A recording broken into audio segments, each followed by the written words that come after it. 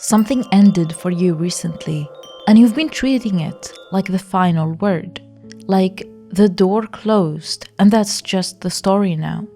But the timing of this is important. You've got 3 days in front of you that matter more than you realize. Before we go into today's reading, I'd like to share with you my sponsor for this video, Psychic Source. Psychic Source is the oldest and most trusted psychic service with over 35 years of experience. They connect you with professional, gifted advisors by phone, video chat, or text. If you're not happy with your last paid psychic reading, it's free. They back up their service with a no-risk guarantee. Psychic Source is offering an exclusive new customer offer for my viewers. Go to my sponsor, trypsychic.source.com/redfairy, or click the link in the description and pinned comment below to get 40 minutes for just $19.80 when you use the code REDFAIRY. Thank you for listening. Now let's get into today's reading.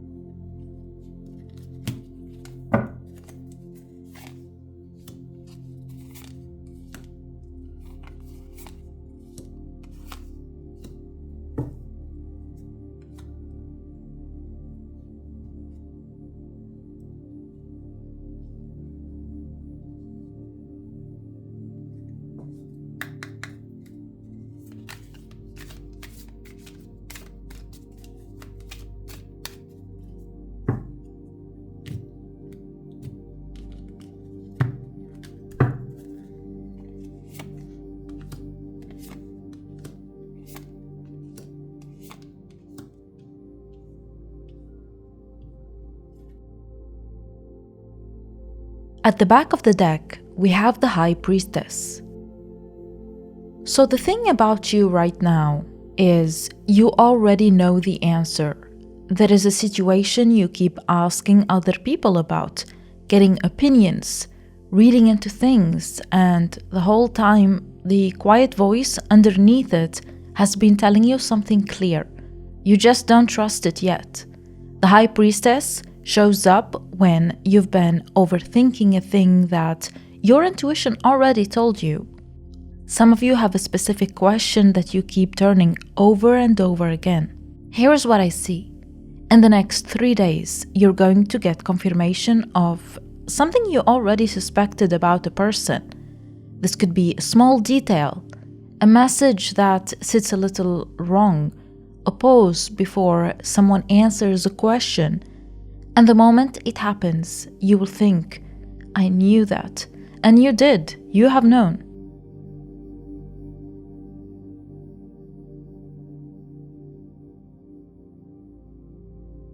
The message here is that the worst is behind you, even if it doesn't feel finished yet.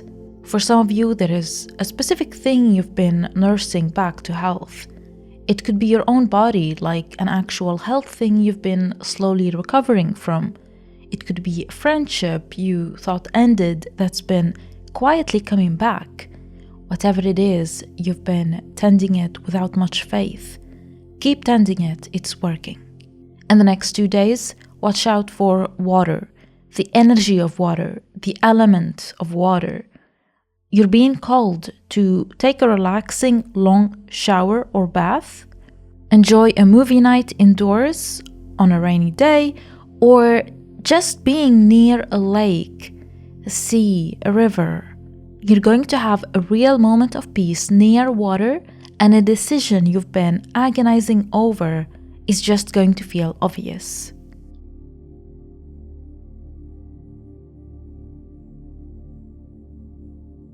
There is a loss you keep looking back at.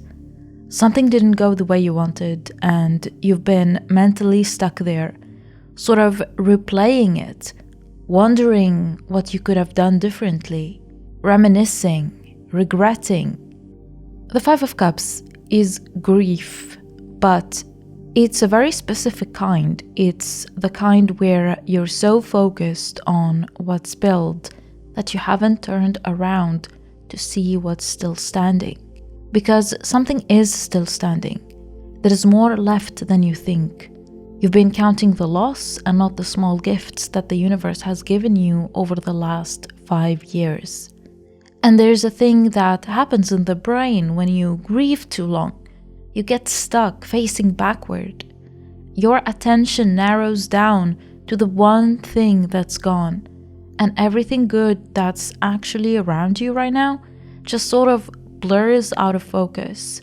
It's not that the blessings aren't there, they are. It's that the grief is loud and present things are quiet, so you stop noticing them. The people who still show up for you, the small wins from the last 5 years you never stopped to count, the life that kept going while you were looking the other way. Staying in the loss feels like loyalty to the thing you lost, like letting go would mean it didn't matter, but it did matter, and you can know that and still turn around. There was a betrayal or something that felt like one, words that cut. Maybe somebody said a thing they can't take back, or you found out something that rearranged how you saw a person you trusted. This could be about the thing from the past that you still can't get over. Here's what I want you to know. The pain was real, but the story you built on top of it might not be. You've been telling yourself it means something bad about you, that you're easy to leave, easy to lie to, unlovable. That's the part that isn't true. And that's the part doing the most damage now. You don't need to dwell on this painful situation anymore. The universe is taking care of your revenge, and it's taking care of you.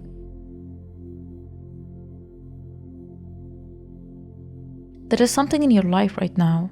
Could be fear, could be anger, could be a habit you keep wrestling with, that you've been trying to beat into submission, and it keeps coming back, because force just makes it dig in. The thing you're fighting gets quieter when you stop fighting it. This could be a painful situation from the past. When it resurfaces, let it resurface and then let it go. You're stronger than the situation. You forgot that. For some of you, there is a person who pushes your buttons, and you've been managing them with self-control. And the next 3 days, you're going to get a chance to see them change for the better with you. Alright, this card always makes me laugh a little, but the message is real. There is something piling up in your life that you keep not dealing with. And it's not even hard. That's the frustrating part. It's just boring or annoying, or it requires 20 minutes you keep not giving it. So it grows, and now it sits there like a mountain. And looking at it makes you tired before you've even started.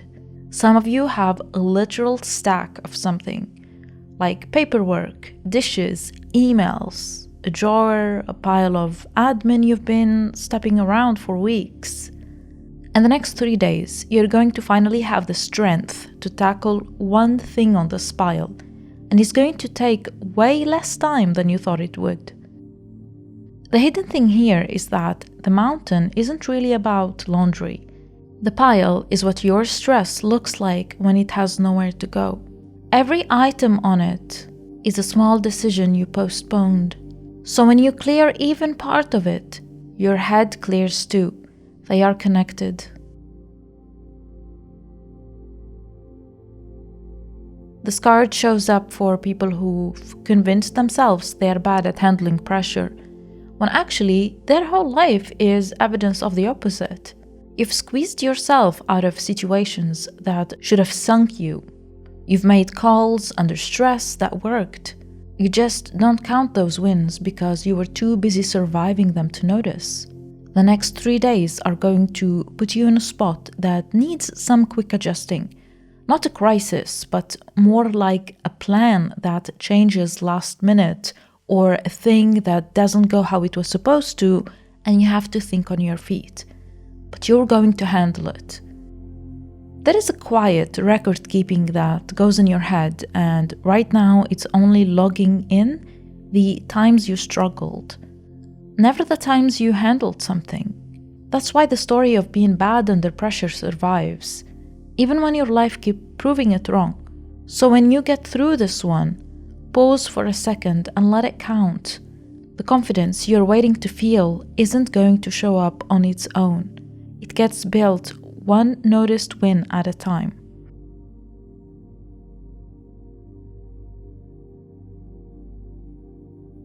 You've been carrying something heavy, and the way you've survived it is by finding the funny in it or focusing on funny things.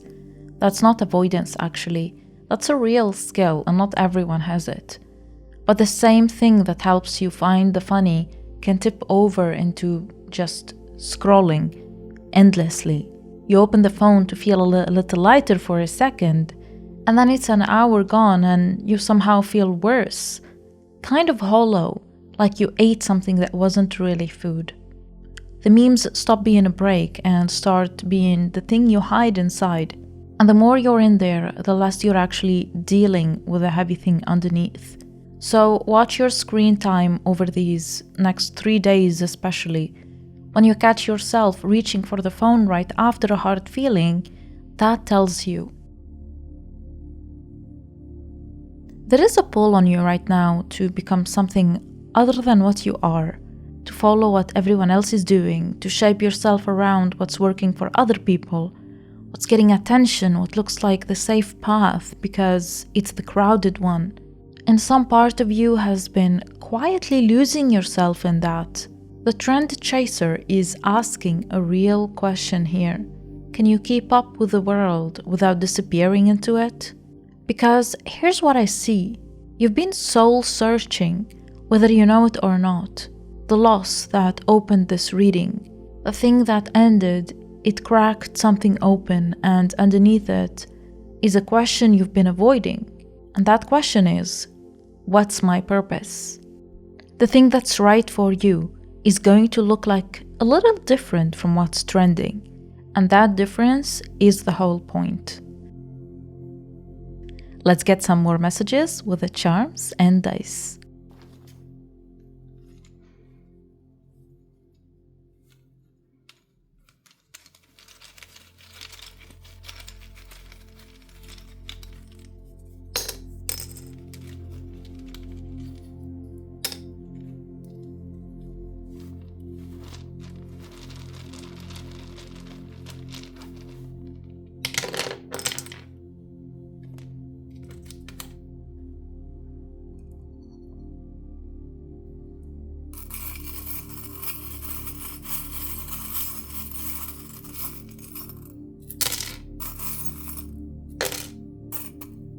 The wheel of fortune is turning in your favor, but it starts with gratitude.